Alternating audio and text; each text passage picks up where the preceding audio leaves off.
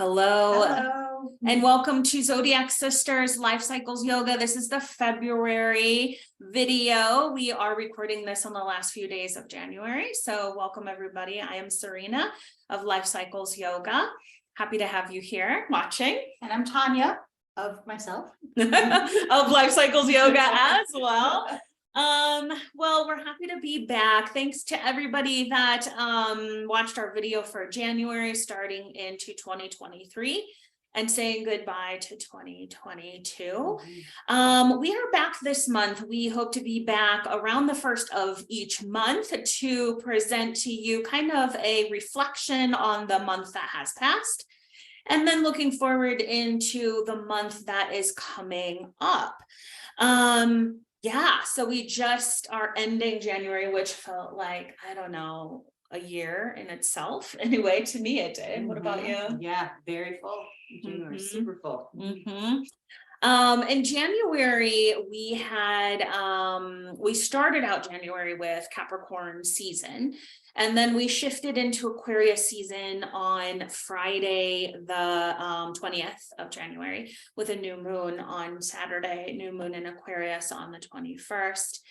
And so the sort of the point behind Life Cycles Yoga is to live in the cycles of the cosmos and the cycles of our own personal charts, understanding how the sun and moon ultimately affect you as a person, personally in your own chart, and then ultimately also affect like the collective. And we're gonna give some examples of that, especially during the video today for February, looking back on January.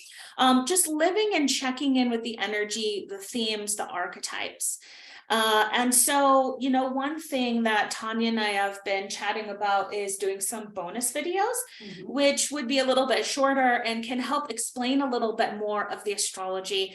And I know that it can get really confusing, but for me as an astrologer, and especially as a Virgo moon over here, we like to make things understandable, use layman's terms, make it very practical so that you can use it. And that's the whole point too behind my classes on Tuesday and Thursdays of writing the reports for my students, and then we breathe into it. We pay nice special attention to that part of our body that the particular sign will governs and rules, and we lean into the themes and the qualities and the challenges of that particular zodiac season. So enough about that. Why don't we get started looking into January? So Tonja and I at the beginning had an FFT, so fucking first time, as Brené Brown would say. And Tonja, how did you feel about our first time, with our video and putting it out there? Yeah, I know that I felt nervous and anxious and maybe a little like imposter syndrome. I've never done this before. So yeah, and I feel like on the other side of it, just feel really, really proud that we did something like this. We've been talking about it for so long. It's just purely who we are, not anything edited or curated. And that feels good too, just to show up as real humans. Absolutely. I mean, we're just living our real lives. Don't have sponsorships. We're not getting paid for this or anything. We're just having fun and sharing with you our lives and sharing with you, kind of our energies and what's going on, what's our feelings, what's our thoughts, what's our ideas, and getting creative with it. So thank you so much for watching, and thanks for the comments and also subscribing. That was really neat to see that, because every time I put a video up, if you do subscribe, you can it'll just shoot you a notification for when the video comes on. Good. So yeah, I mean, January starting out was Capricorn season, and Capricorn season is earth, and it rules the knees and it rules bones. So it's a lot of structure and a lot of foundation. And we had a lot of planets in retrograde. We had Mars, Mercury, and Uranus in retrograde. Which means not a lot of forward movement, actually. Mercury is our communication and our thinking mind. And Mars is our action and our energy and our sexual passion. And then also Uranus is the planet of awakening, enlightenment, and the future. And so all of those were moving backwards. And that just means, like, if you watched them in the night sky, it looks like their orbit has shifted. And so now, though, in January, in Capricorn season, well, most of it, Mercury and Mars went forward, they went direct. So we finally have a little bit of forward movement. And also Uranus went direct, and we're going to talk about that specifically because that was during the start of Aquarius season, the weekend of January 21st. So, okay. A couple of things, housekeeping things. If you do have your chart, you know, you can run it for free on Cafe Astrology or astro.com, or you can contact me. I'm happy to do a natal chart reading for you. I always give a copy of your chart and help you understand how to use it. So when we talk about signs, what I want you to do is try to find that sign in your chart. Okay, there's 12 houses in your chart. And for me, as a whole sign house astrologer, Hellenistic astrologer, each house is 30 degrees, has one sign. It just means that if you use a Placidus chart, the houses aren't 30 degrees. They could be anywhere from 5 to 45 or so on. It could encompass 2 or 3 signs, so, or just one. So anyway, we will do a video on this so that you can understand a little bit, but find where that particular sign is in your chart and that house that it affects. So you can kind of understand a little bit more about what we might be talking about, because that's the life sector that a lot of action takes place. Okay. Yeah. And so thinking of January, Capricorn season, again, back to bones, back to structure, back to processes and systems in place, traditions, you know, it's very serious. Capricorn is ruled by Saturn. We came into the new year not feeling a lot of inspiration or motivation or energy. And that's okay, because in the Northern Hemisphere, it's also winter, right? I know that I've been sleeping a lot more and taking more introverted time. And now that things have shifted, I'm feeling a little different. How did you feel at the start of January, you think? Yeah, my mantra for January or Capricorn season was, I create systems that support my purpose. So systems felt, I think the intention of what I was trying to do with systems was to really create like a solid morning routine and really structure my day so that I could have the space and time for life purpose. And I will say January didn't work out to how I had envisioned. What did happen in January is I did have 2 opportunities to really work on things that I think are supporting my purpose. So for those 2 specific things, which involved writing, I found myself really structuring my day so that I could really be concentrated and focused in that time. A lot of my other systems that I wanted to develop didn't work out. So I'm glad we're talking about morning rituals at the end of this video today, because I'd love to get some accountability on that.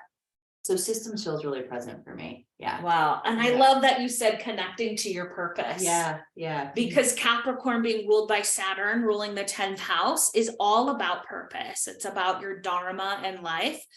A lot of talk around it is around career, right? And so it doesn't, your purpose doesn't necessarily have to be your career.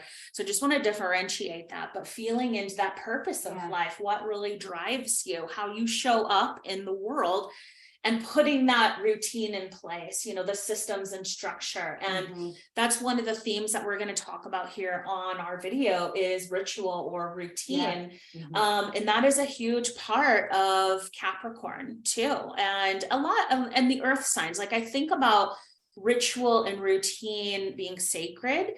And my mantra for Capricorn season was discipline is, or finding freedom. Discipline is freedom. So finding that freedom within the discipline, within the ritual, to create space in your life to do things that you love and give you purpose. So and now we have a new mantra for February, and we'll talk a little bit about that because Aquarius season has started. So we shifted gears on that weekend of January 20th, 21st, 22nd. So we had a full moon in Cancer, and that was, a full moon in Cancer can be really emotional. A full moon is opposite the sun. So there's a lot of light on the sun, and Cancer can be more emotional, but it's a good placement for the moon because the moon rules Cancer. And, And then we had those 3 planets, which had a lot of movement. So Mars went direct on January 12th, and Mars was in Gemini. And so all you Geminis out there, you may have felt that shift through the second half of January finally. I certainly did, because it's my first house. So that means that it's how I present myself to the world. It's a rising sign. And a brief introduction to rising sign is that that's the constellation that was rising when you were born, at that exact moment. So it's how people perceive you. And we'll go more in depth on that when we do a video on it. Sun, moon, and rising, but your sun sign is your inner self, and your moon sign is your emotional self. So I certainly felt it, because I became a little bit more talkative, more social, and definitely wanted to get my voice heard. So let's just put it that way, because Mars is also action and energy and frustration and anger and passion. So I felt that in my first house for sure, and being seen, showing up. Yeah. What about you? That was on January 12th. January 12th. Yeah. Mars and Gemini. Yeah, I had a really interesting, and Mars represents frustration. Yes. Yeah. So I had an interpersonal pretty significant conflict that happened on that day that really raised my frustration and anger levels. Yeah. So yeah, precisely on that day, I'm definitely in that space. Feeling that space. Yeah, and my it's in my 8th house, right? Yeah. Relationship house. 7th house. Seventh house. House. Thank you. So Yeah. so it did correlate there, having Yeah. an interpersonal issue with the Mars direct situation. Yeah. Yeah. And finding Mars in that particular house can show you where there's that fiery energy. Yeah. And where conflict may happen. And a lot of it had to revolve around relationship. And I remember that day I had someone reach out too, where I had to express myself. I had to use my voice. And so yeah, I think a lot of that started to churn mid-month. Yes. And then a week later, we had Mercury and Capricorn go direct. Okay. And we always hear about Mercury in retrograde, right? Like everything goes wrong. You can't blame it on Mercury. But it happens 4 times a year. And I know we chatted a little bit about this in the last video, but Mercury and Capricorn is foundational. It doesn't take a lot of risk with words because it's an earth sign, but it's serious, and it wants to have a discussion, and it wants to build rapport and build relationship as well to understand one another. And then when Mercury finally went direct on January 18th, we could finally maybe start to find our words a little bit, maybe finally have those conversations that are difficult. Didn't really have anything in particular happen that day-ish, but I know the end of the month for me, mid-month to end of the month, was a little tough, like that week. So there was a lot of frenetic energy happening in between January 16th and January 22nd. And just moving through this energy, because then we started to shift gears into Aquarius season. And what's Capricorn for you is your 2nd house. And so we look at those houses where like the sun was, the Mercury was, the new moon in Capricorn was, that's where winter solstice started. That's where a lot of energy was. And then all of those sort of planets start to shift into the next sign. So any thoughts on like the sun being in your 2nd house? The 2nd house is like the house of value, self-worth, your basic needs too, like your food and your shelter and using your income to buy things that you need to survive. I would say, kind of going back to that, I would say conflict that I had interpersonally, it really, I think, touched on a space of self-worth. And when that finally came to resolve, which was a week later, which I think was January 17th. Yeah, right around when Mercury finally started. It was that situation had a conclusion, and I felt like I stood up for myself. So that's amazing. That's really good. It's like we can finally find that what we want to say, how we want to say it. Right. And you find that inner worth, like I am worth it. I'm, you know, I value myself enough to stand up for myself. Right, Absolutely. it takes a lot of energy for Yeah. like someone who has been a continuous people pleaser, Yeah. or accommodator or appeaser, you know, Yeah. going against that pattern Yeah. is difficult. Yeah, and worth it, absolutely. and worth it, yeah, Absolutely. but hard. But hard. We have to find that courage. And Yeah. it's energy draining too. It's like, Absolutely. oh, because changing directions and switching, you know, recognizing, stopping being a people pleaser and trying to switch directions, switch the neurons, right? Changing our reaction or our action to things takes a lot of energy and a lot of mindfulness. So way to go. Thank you. Yeah, Thank it's you. a lot. Thank you. Good. For me, and Capricorn is my 8th house. So 8th house tends to be the shadow house. It's a difficult house. Any sort of 8th house transits can be challenging because you have to face fears. Things get dredged up from the bottom of the murky depths in the 8th house. Have a lot of movement there. And of course, Pluto is there too right now. So Pluto is in Capricorn right now, and it's in the 29th degree, which can be really intense. It's detoxifying because Pluto is an evolutionary planet and it's about death and rebirth.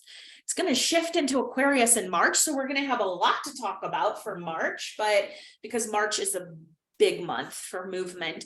But Capricorn in my 8th house, I was telling Tonja about it, and thank you for the support in this. I had a situation come up where I was asked to participate in an event, and I had to actually work with that self-worth as well, because it's the opposite house of the 2nd house. So 2nd and 8th house go hand in hand. You know, facing those fears, you know, and I had to do probably a little bit of switching the people pleasing as well. Yeah. I had to say no. I thought about this situation. I was not comfortable with it because I was not being offered what I was worth, if anything at all. And so I just didn't have the heart to participate in something that I wasn't comfortable with, or that they didn't see the value in paying for. So sometimes we have those scary situations, and I just had to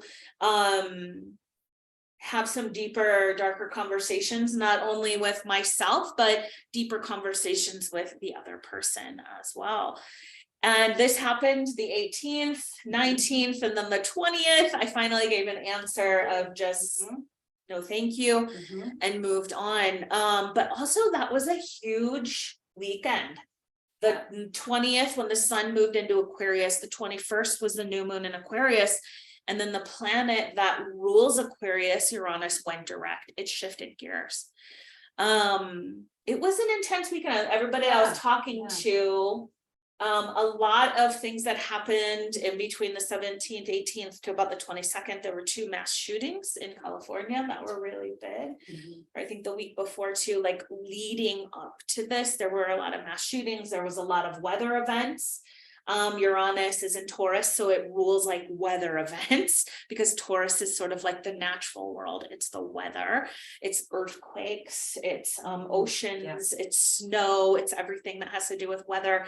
And when it went direct on that day, it was intense. It was Sunday, the 22nd. So and I just want to acknowledge you were really brave in that situation where you had to say no. Yeah. You did try to play around with it, like what might a yes look like if we changed a few things, and you stood up for your self-worth and your value.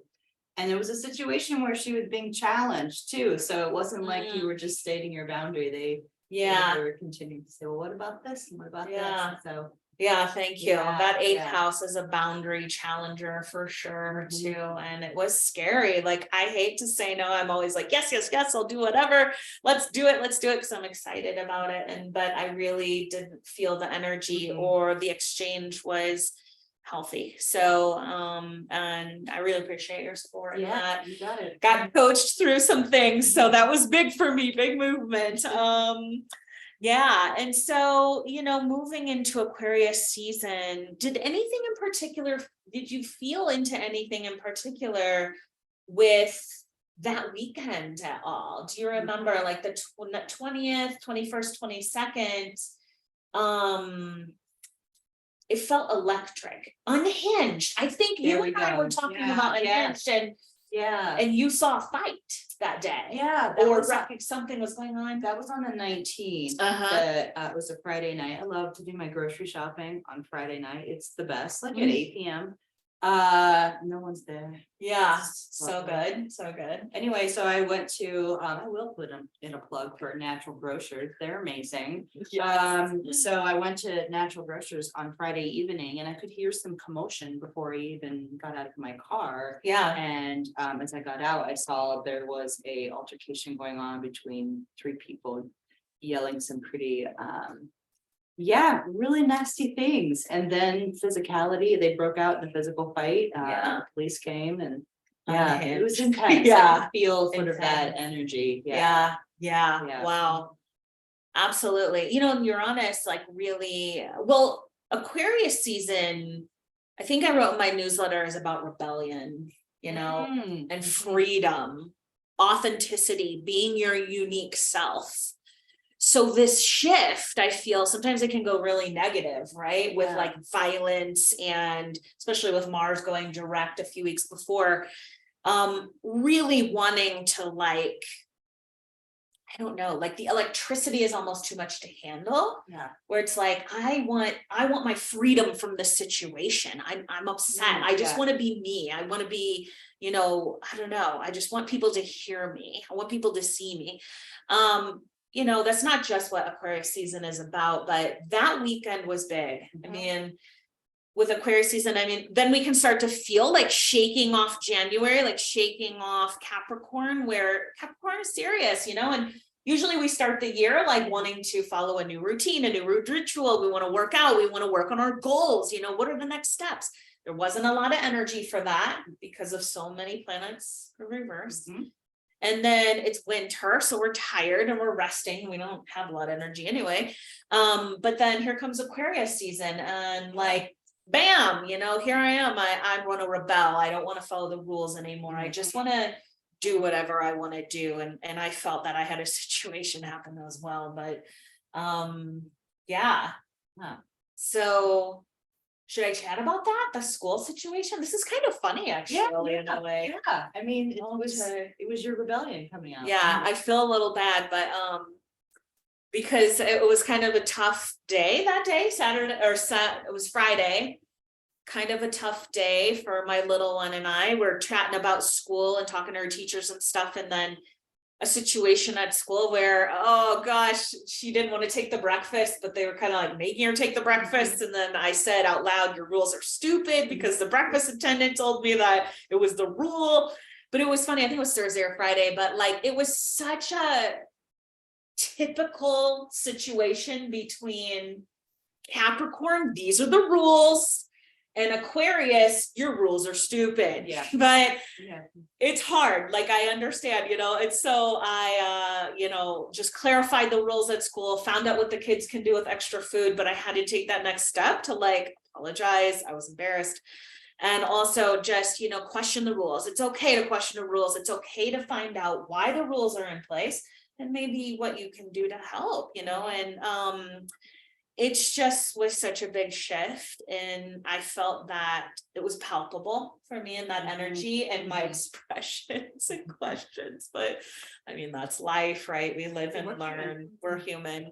So yeah, January was a really interesting shifting month for going forward. And now all of the planets are direct until April 21st. So nothing goes backwards again till April 21st. And that's going to be Mercury. And I believe that's in Taurus next. So yeah. Anything else in January, that you feel into and want to chat about? Share. Yeah. I think just that, that system of restructuring, just as an example, I write a lot of grants for my job, and Yeah.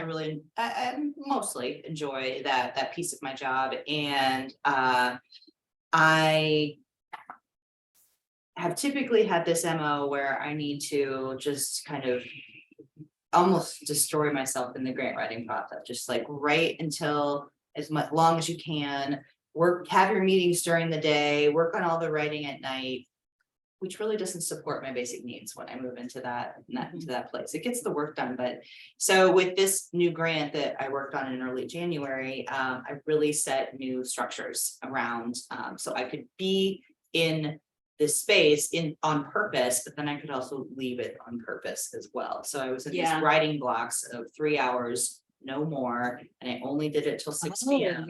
And I actually had more fun in the process too. So that structure provided me to be in a much more different energy as far as creating that. And we found out we got the grant, 1 of 10 in the country. Amazing. Yeah, That's so cool. Yeah. And like, how'd you feel into like Aquarius and rebellion? Did you feel any rebellion anywhere? Or also Aquarius isn't just about that, you know, and wanting freedom, but also about community, you know, and sharing in your community, sharing your gifts and community. And so I think you had a little bit of that yesterday with another FT. I did. Being a part of your community. Do you want to talk a little bit about that? A little bit about that.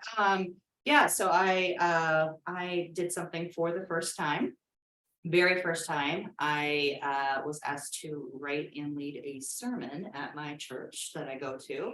I want to state for the record, I'm not a churchy person. I'm not a dogma religion. It's very much not in that world. It took me forever to find a church that felt like it was in my lane of what I think God and purpose is all about. Absolutely. So so they asked me, and I said yes, and I spent probably 40 to 50 hours in writing and researching, and then the presentation was, the sermon was last night. So yeah, and it had to be at a precise time. And so there was a lot of interesting uniqueness about the creative process, but I really love the honor of being able to do it. And it was an expression for my community there. So so that felt really good. Yeah, it felt really good. Wow. That's a big share. A new first time for you and a new community. And you know, we find our sacred tribe, I think, or not tribe, like sacred crew. You know, I hate to use the word tribe for, you know, indigenous reasons, but and so I feel like, you know, that what was that? You were listening to that podcast. I think we put it in the last one, Gwyneth Paltrow's Goop podcast or something, but like the friends were, the two women were talking about. I don't know if we put that in the I think I did. Yeah. It's like sacred community. Sacred community, sacred connection, sacred friendships, and having these like, you know, people that we can anchor into. And you know, I feel that's a big theme in 2023 because of the big shift of Pluto leaving Capricorn, going into Aquarius for 5 months, and then shifting backwards into Capricorn again, and then it will go back into Aquarius next year. But Aquarius is like our sacred friendship groups. It's friendship groups that we can learn from, we get support from, that we can, you know, and we ebb and flow in and out of, right? I mean, I've had groups or hobby groups that I've really enjoyed being with, and then kind of outgrew them and left those groups, or even as my children aged, was in those particular, you know, groups of friends and family that I've shifted away from or out of. And so it's okay. It's okay. But you want that kind of anchoring in 2023 into particular groups of friends, your community that you can feel supported by because of the cosmic weather in 2023. It's a lot. I mean, it's a lot, and you'll want to be able to be there for one another. And I think in that podcast, they talked a little bit, and I can put the link in below as well, but they talked a lot about having like a sacred agreement between one another. That idea. Yeah. Of like, we're going to show up for each other. We're going to be authentic and vulnerable with one another, because if you can't do that, you can't create that relationship, the deeper relationship that we need. Yeah, and the other thing about that, there's actually a really good article that, so we can drop about this podcast, so we can drop that in there too. Is that they said really what we're looking at is a group of 8 to 12 people. They don't have to all interface with each other, but just having those 8 to 12 people, because this notion that we don't need to get all of our needs met from every friend or every person in our community. And how do we sort of resource our community in a way that is mutually beneficial? And I like that. Yeah, that's true, because sometimes, especially if we're in partnership with somebody, in marriage or partnership, we lean on them a lot, for everything, but those people in our lives don't necessarily fulfill what we may need, and we may need others in our life to help us in other areas of our life. So that's a really good point. So thank you. Good. So moving into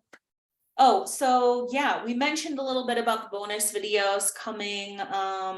You want to mention some of them that we're interested in? And if you have any interest, just let us know. Let us know if you have any specifics. We are looking right now at maybe 5 different topics for these video. One is going to be called Find It in Your Chart. So it will walk you through how to find it in your chart. Another one will be on the rising sign, sun sign, and moon sign. A third will be on just the signs in general, the 12 signs. And then 4, the 12 houses, to really go into that. And then 5, the planets. What's up with the planets? So what do they mean? Where are they? What are they doing? Bonus astrology videos coming. Good. Awesome. We are in Aquarius season, and we have a new mantra. So my students will they receive their reports for where the sun is in Aquarius, what house, and then the new moon, which was in Aquarius in that house, same house, because a new moon is in alignment with the sun. That's why we can't see it. And then the full moon in Leo, which is coming up next Sunday, which is the 5th of February. That's the opposite sign of Aquarius. So this is a Leo full moon. So we have a new mantra, and I tell my students, lean into it, feel into it. What does the energy feel like for Aquarius season? What house is it in for you? And also, what are the qualities here? What are we looking at? And then they kind of look at what, keywords, esoteric words, and come up with a mantra. And so my mantra for Aquarius season is knowing and loving yourself is an act of rebellion. Because in this day and age, I feel like, there's so much outside influence telling us that we're not good enough, we don't look good enough, we don't do enough, we should act a certain way, be a certain way, live a certain way. But if you really know and listen in and love yourself for who you are, your unique individuality, and know yourself and what you value, what you want, that's rebellion against societal pressures, patriarchal norms. It's rebellion and just being who you are and who you want to be. So do you want to share your Aquarius? Yes, my Aquarius mantra is I courageously participate in life. I love that. Yeah, showing up really to be in spaces that are outside of my comfort zone and really lean into those, which takes courage and bravery. Definitely. So, and in doing that, that can be an act of rebellion against wanting to stay just comfy and cozy and you know what, we're just moving along. But change is important for growth. I mean, I've learned this so much over the past just 30 days, like in order to evolve my own soul self and really move towards my purpose, which is still fuzzy, by the way, but we're working on it. I have to put myself in new situations. Doing the same thing over and over again isn't going to help me arrive there. 100%. I feel that. Absolutely. Getting comfortable with being uncomfortable. So absolutely. And that's where the growth is. That's where your edge is. Good. So yeah, looking at February astrology, we do have a shift into Pisces as well. And so February, you know, the full moon coming up in Leo, which is next Sunday on the 5th, and Leo is passionate, it's fiery, it rules the heart and the spine. So courage and leading with the heart, and taking care of your pride. You know, what's your pride? So I'm talking about, you know, the positive pride, but also your family pride, like a pride of lions. Leo is the lion, taking care of your group, who are your friends.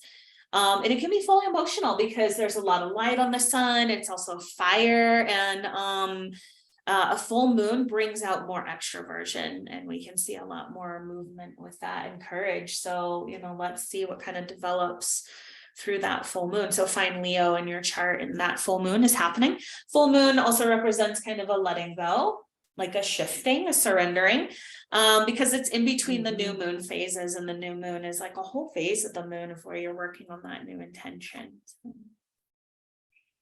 And I really like to add in January with the Life Cycles community, we all shared very intentionally and deliberately our mantras for the month. And that really helped kind of cement it for me in terms of like really staying connected. Yeah. You know, thank you for mentioning that. I forgot to mention that, like, we all came together this past weekend. We came together in Aquarius season. So local Life Cycles yoga students, we do practice on Zoom Tuesday and Thursday mornings, but local students come together. We try to do it 3 times a year-ish and come together. We practice at the Longmont Climbing Collective, had a class, and then we had some lunch together, and we shared heart to heart, closing out 2022 and moving into 2023. But it's that sense of community, right? The Aquarius sense of belonging. That's so true. Like, it's purposeful, you know, when we share our intentions and our mantras and stick with them, and we are held accountable for them. And we're going to talk a little bit about that, talking about ritual and routine. So near the end of our little series, our little video here. So yeah, and then on February 11th, Mercury enters Aquarius. And that's my sister's birthday. Happy birthday, Steph. So Mercury enters Aquarius. She is an Aquarius. I love this because Mercury wants to find freedom in words and ideas, hopes and wishes for the future. Mercury is the thinking planet. It's our mind, it's our communication, it's technology. So we could see some shifts with technology there in Aquarius, especially future oriented. So looking at AI, which is artificial intelligence, you know, there's been a lot of talk about that with the AI imaging. I think it stands for that, but the deep fake stuff. Yeah. I don't watch the news. So yeah, you are gonna, and chat DPT, have you heard of that? Probably not. Okay, so chat DPT is like this chatware which uses AI circumferencing around the internet to create things. So like students have been asking this chat, write a paper for me on the Civil War based in West Virginia, and it just gets it and it sends it to you, which is intense. Like, I just started hearing about it this past. Yeah. And like, you can ask it things like, what do you think Mercury entering Aquarius means? And it will just give you the intelligence of that. And I mean, it's intense. Like, it's a little bit scary, but I feel like this is what's happening with Pluto and Aquarius too. The evolution of intelligence, artificial intelligence. Our Aquarius season it's the future, but it's really about aliens too. Like, alien doesn't have to mean from another planet. It could be a robot or artificial intelligence that we create on our own, and it becomes its own consciousness. Okay. So yeah, big shifts. We could see big shift. Yeah. Crazy, but yeah, we'll see what happens. So just check Aquarius in your chart. A lot of communication there. Yeah, and so Venus. So I wanted to mention this. I don't want to mention everything going on. We could talk forever, hours about aspects of what's happening in February, but I want to choose kind of the core stuff But February 15th, Venus conjunct Neptune in Pisces. What does this mean? What's the day before February 15th? February 14th, which is Valentine's Day. So partner or galentine or palentine day, right? So we're celebrating love, right? For this Hallmark holiday, but just kidding. I know it's okay. But one thing I want to mention is like, if you have this idea of love, okay, on February 15th, when Venus, the planet of relationship and love, is conjunct Neptune, which is the planet of illusion, delusion, daydreams, sometimes, imagination, you may find yourself asking, because it's in Pisces, and Pisces is boundaryless. I mean, Pisces is eternal love. Pisces is love, like not between people, but this palpable energy of deep love in the universe. I mean, it connects everything in the world and the universe and our spirit. Not to get too spiritual or deep, but Pisces is the epitome of love, and Venus in Pisces is exalted. It is the goddess of love. So it's beauty. And you might find yourself on February 15th in this hazy cloud of love. But which will feel good, right? It's like, oh my God, starry eyes, or that emoji with the heart eyes, you know, and then just like nebulas and cupids. So lovely, so lovely. But bam, reality will hit home. Okay. So you have to kind of pull back a little bit and say, you know, is this for real? Question. Is this for real? Okay. It can be though. It can be, because, you know, Pisces, the beauty of it all. And then not 3 days later, Sun enters Pisces. Okay, so then the Sun warming Pisces, and it's gonna be her birthday time, so season. So we'll talk a little bit more about that and coming up in March. But the Sun enters Pisces on February 18th, and that's the last month of winter. Okay, this week, like February 2nd with Groundhog Day, that's midwinter. Like we're halfway there. We're halfway to spring. Woo! In the northern hemisphere, just have to, you know, say that. Halfway to fall, right, in the southern hemisphere. But the Sun enters Pisces, it's the last month of winter. And so and then not 2 days later, we have Pisces new moon, which is so dreamy. It's one of my absolute favorite new moons. Like, a moon in Pisces is so ethereal, and it's intuitive, you know, and it's the third eye, it's the seventh chakra. So the sixth chakra, seventh chakra, all up above here, right? Meditation and connection with the spiritual world. I love looking forward to that moon. Oh my gosh, yeah, every year. What day is it on? Do we have it? The 20th of February, yeah. However, that day is also a big day because Venus enters Aries, and Venus in Aries is it's like, okay, so Venus leaves Pisces, which is beauty and love and connection, boundaryless, you know, exalted. And then Aries is like, you know, it pushes forward and says, me, you know, it's me, it's all about me. It's fiery and like, you know, like, you don't love me, I'm gonna force you to love me, you know, like, but it's also like really good for like, you know, sexy time and having the courage to ask out your partner, you know, someone you have a crush on. And so it gives you that courage, and it's playful. Venus and Aries is playful love. So it's like, I don't know, let's go snowshoe hiking, and then, you know, go out and have a picnic in the middle of winter, or go ice skating, or whatever, have fun with it, go sledding, or, you know, go to the beach if you live somewhere nice, like we would like right now, because the temperature is what, 3 degrees, right? Well, I saw the low today was going to be probably low is going to be -9. Yeah, so, it's freezing here. I'm ready for some warmth. Yeah, so that kind of wraps up February. We chatted a little bit about our mantras and moving in, and then we'll share a mantra for Pisces season next month.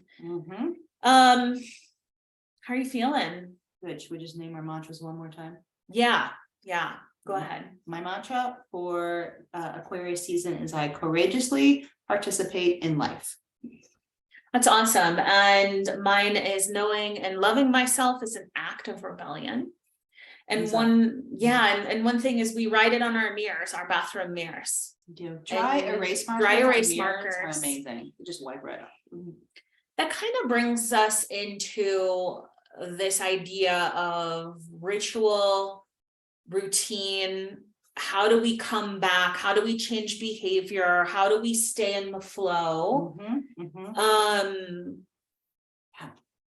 Because writing it somewhere you can see, right? I mean, we can have a goal for the new year, a new intention, and we forget about it because it's not always in our face. And new things, if we're not constantly working towards them or thinking about them, they can just go away because we move towards comfort. We move towards what is known, you know, what is known. And that's why change is so hard. Yeah. There's no risk in the known. Yeah. Do you want to talk a little bit about your New Year word and we'll tie that into sort of like our routine and ritual, how we stay with it. This is the first year that I've chosen 3 words. Normally I'm a 1-word person. And I love to see at the end of the year how the word showed up. It's almost like such a great way to do a look back over the year, is having the words at the beginning of the year. One of the reasons. So my 3 words for this year are freedom, embodiment, and wholeness. And they all felt just really alive for me. And they all have different meanings as far as how they arrived in my orbit. So yeah, I'm excited to work with them and see how they play out over the year. Yeah. I think I feel into that. I feel like the 3 words is really good this year. Like if you're struggling with a few more words, or you're like, I don't have just 1 word, it's okay. Because this year is so shifty and changey and shaky and unraveling. Okay. So because of all the movement with Saturn changing signs, Pluto changing signs, nodes of the moon changing signs, Jupiter changing signs, it's quite unique. Actually, it's quite unique. So we haven't had a year of such huge like shifting like that with a lot of the planets, especially a lot of the outer planets. So I feel that, you know, freedom with Aquarius, and then the wholeness, like I feel like Saturn's going into Pisces, so that's a big shift for you with your sun sign there. And then also the embodiment, you know, Jupiter going into Taurus, because Taurus is really about the physical body and like feeling into those shifts and changes in the expansion of our senses. Yeah, and our sensuality, which is lovely. So lovely. Oh, I love Jupiter. Embodiment. Now, how about you? Yeah, so my year, my words started coming to me just through like dreams, and then just like cards I was pulling and things that I was reading and people that were talking to me. And I was like, why does this word keep coming up? It's return. So my main word is return. And I don't quite know. I mean, I sort of actually do feel into what this means, because you know, 2022 was such an exercise of energy for me and right use of energy. And I'm kind of like, I have to shift gears and return back to taking care of myself more, and being outside in nature more, and returning back to the things I love, like camping and biking and hiking and spending more time with my kids, just more present time, you know, playing games and being available to them.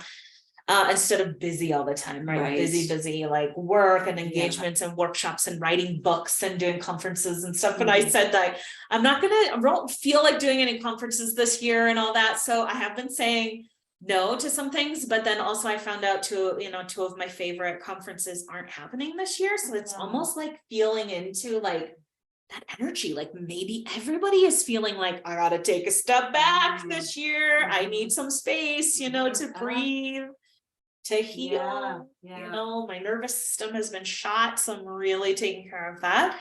I'm doing a lot more yoga for myself, working out and paying attention. So returning. I also pulled a word at this little work event. We had a fun little work event, and she had us pull words, and it was really sweet. And I pulled intentional, and I was like, wow, that is huge. Like, what really are my intentions of doing this, returning? So that's been really nice. Yeah. Yeah. And grateful is always a word I use for the year anyway. So I wrote those on my mirror too. So, always coming back. Yeah. So when they were at my house, they got to see sort of like where in my bathroom with my big mirror, where I write these things, in the left-hand corner, I write the year. And then on the right-hand corner, I always write different my seasonal Zodiac season mantra. What's super important, I think, is that my kids see it, my girls see it. So reading that, it's almost like they subconsciously create this own mantra for themselves in their head. They don't have to come up with their own, right? And I would not, tell them to do that now. They're very young, but this messaging that's really important to help them create their own sense of self-worth, their own sense of self-reflection. Yeah. And a lot of that is done through ritual as well. So I know for myself, like morning ritual is really important versus evening ritual. So do you want to chat a little bit about ritual for you? Because, routine, if we think about routine, starting new routines, that can be a ritual, and ritual is sacred. So we always come back to the sacred part of living. Yeah, I love a good morning ritual. I mean, I would spend 8 hours in a morning ritual if I had the freedom to do so, just getting ready for my day and then go to bed. So I have, I guess, my idealistic way of how I'd like to start my morning. I will say since the start of this new year, I have failed pretty hard in maintaining what I would prefer as a morning routine. I will share my wins though.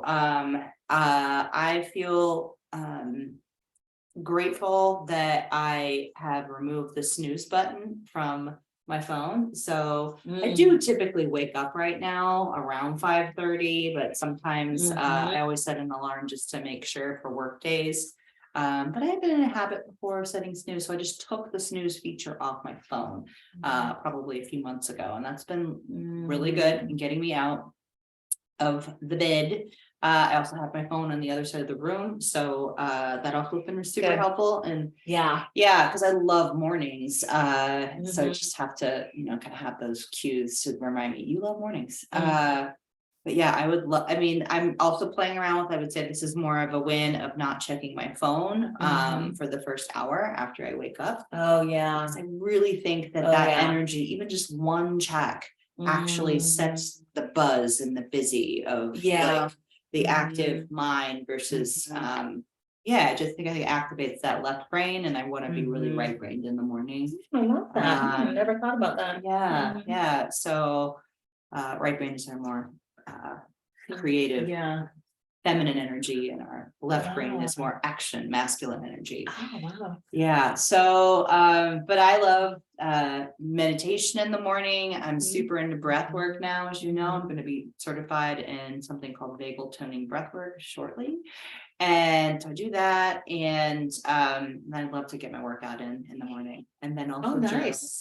So like that takes like 2 hours, and then I want to chill out with my coffee and listen to a podcast. Coffee is part of the ritual too. Part of the ritual. Do you have an evening ritual then? I would actually say, as you mentioned that, like I'm actually pretty strict with my evening ritual. I didn't realize that, but I do try to get to bed pretty early.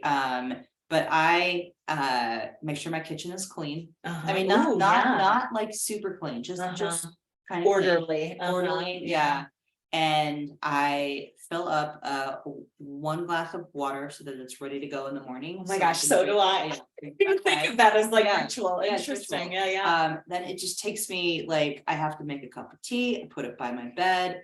Lately I've been taking a hot water bottle, filling it up with steaming hot water, putting it in my bed so my bed's toasty when I get in there. Nice. And then I do a whole face wash, and then I'm moisturizing, brush and floss teeth. Nice. Every night. So lovely. Mhm. So these are your daily rituals. Do you have any that are like weekly at all? Or do you have any that are monthly, or just curious? I need to think about that more. Off the top of my head, I'm not thinking Okay. of like a monthly Yeah. or a weekly. Yeah. Okay, No. I'm just curious. Yeah. What's the scoop with your rituals? So, and rituals can change, right? I Oh, mean, yeah. as we evolve as people, as we evolve in our knowledge and our spirituality and our practice, adding things in, taking things out, you have to allow yourself space for that. And you have to allow yourself permission to evolve and change. So this doesn't have to be the same thing all the time, but consistency is key. Consistency is important.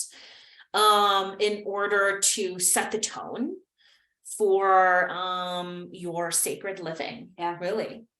And this isn't anything crazy and big, right? I mean, we think about meditation and all of these like rituals and stuff to be like super intense, or I have to have like a house full of fairies and garden gnomes or something, or, you know, candles burning and incense. No, you don't.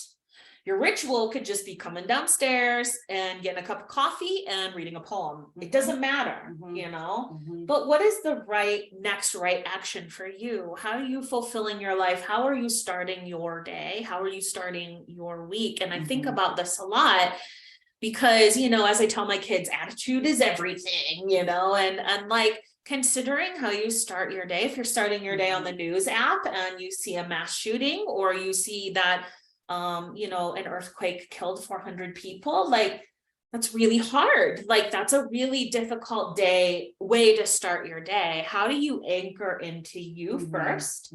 I mean, I check the news throughout the day. Of course I do. I'm human, right? And I'm always, you know, making sure I know the weather and stuff for school and activities, but that's not how I start my day. You know, and a big part of creating that ritual was creating a couple years ago, the class on Thursday mornings. Was our 27 sun salutations. And I had this group of women, like 5 women, like, call me crazy, but if you want to join in, let's do this.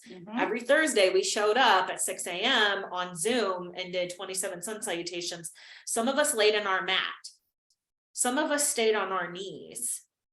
Some of us journaled for an hour. It didn't matter how you did your sun salutations, but it was the meditation, it was showing up.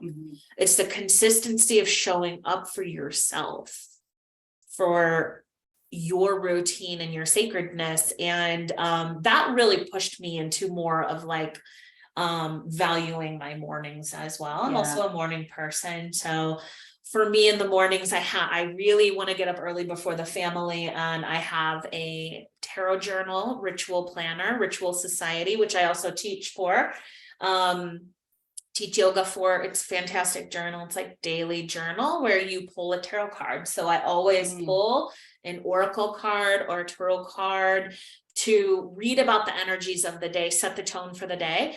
And I write down one thing I'm grateful for. And then I write down one step of how I'm moving forward in the day in terms of what my intention is.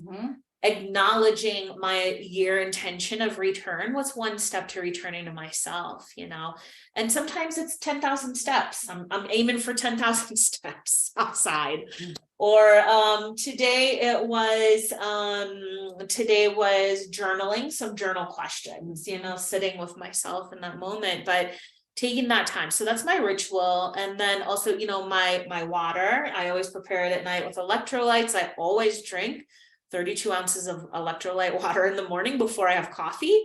And then I have a coffee, and I'll either do this before or after my yoga class at 6 a.m. I only have 2 in the mornings, Tuesdays and Thursdays, or I get up earlier before the kids and do that. But if I can't get to it, let's say my kids have something really important in the morning. If I can't get to it and I have to really cater to them, or I'm really tired and I sleep in because my body's asking me to do that, I'll do it after they leave, you know, or I'll take 30 minutes to myself. It could be at 9 o'clock, it could be at 10 a.m., but I really make sure I get to it though. That's the important part. That's my weekly morning sort of ritual. yoga, some sort of meditation. And I always say my my Reiki principles, which is just for today. So those 4 Reiki principles of just for today. Should I name them? Okay. Let's do it. Because I practice Reiki, which is life force energy. I always do this and in the morning when I wake up, like right when I'm not even conscious. Not even conscious. Oh shoot. Oh no. So my face looks funny there. So the recording video has stopped, but oh, there it goes. I think it's coming back online here. Let's. Okay, what is going on? Well, hopefully they can still hear us. Okay, so let's see if I share a screen here. It will come back. Okay. All right. Yeah, so that morning routine is really important. And it looks like our video stopped working for some reason, but we can maybe it's still recording, I don't know, we'll see. But let's come back to our Zodiac sisters here. And a weekly routine, you know, Sunday nights we as a family fill out like a Monday mindset. And we start it's kind of just like looking at the week, like what kind of activities do we have, and let's see if this starts. There it goes. All right, so yeah, sorry about that, technical difficulties. So the weekly routine for us Sunday nights as a family, we have a meal together and we fill out these little sheets called Monday Mindsets. And it's kind of looking at the week, like who's doing what activities, you know, play practice, robotics, pickleball, swimming at the rec center, who's going to the gym, who's not going to the gym. It's a lot. And so, there goes my video again. So we go into these, and then we do that, and then we pull a card. At bedtime, we pull a weekly card, actually, and my girls do too. And we talk about what that card means, and we do self-reflection, and it kind of gives us an energy for the week. And so it could be a tarot card, and it's sometimes the moon oracle, or I have this really fun deck called crystals, and it talks about like what the meaning of them are and stuff. So yeah. So what's your routine? You know, do you have a sacred routine? Can you build on that routine? And let it always bring you back to your intention. You know? What's your intention? What's your mantra? What's your goal for the year? What are you working towards? Yeah. Thoughts? Any last thoughts? No, I think I'm complete for this one. Yeah. It's yeah. It's sacred, you know, and who you share this with is important. Consistency and showing up for yourself is really important. So sacred living and leaning into that routine and feeling into the energies of this new month. Like I mentioned, you can subscribe to the channel if you'd like notifications when we post the video. Feel free to like or comment on the video as well. And if you have any ideas, I did have a couple people reach out and give us some ideas and thoughts and feelings about the new series. And thank you so much. We really appreciate that. Friends and family and support and anybody else watching. So really happy to share with all of you a piece of us and a piece of the cosmos. Yeah. Any last words? Let's do this. Aquarius season. Yeah. Aquarius season. Moving in. Do you want to do a small breath for us to close out at all? Yeah, I'll do speaking of, we will do alternative nose breath, and we will do this to activate our left brain, which is our more calming brain. So you can take our 2 fingers, put them on our third eye right above your nose, and then inhaling, close off that right nostril with your thumb, breathe in, close off the left nostril with your finger, and breathe out the right nostril. Again, close off the right nostril, breathing in through the left nostril. Close off the left nostril, breathe out the right. We'll do one more, make it deep. Breathe into the left nostril. Close the left nostril, breathe out the right. Remove your hands, just breathe normally. Thank you for that. Yeah, that's also called moon piercing breath, Chandra Badana, which is a calming breath, a relaxing breath for your nervous system. So sending you all lots of joy, lots of love, lots of connection during this Aquarius season. Thank you for being here. Thank you so much. Take care.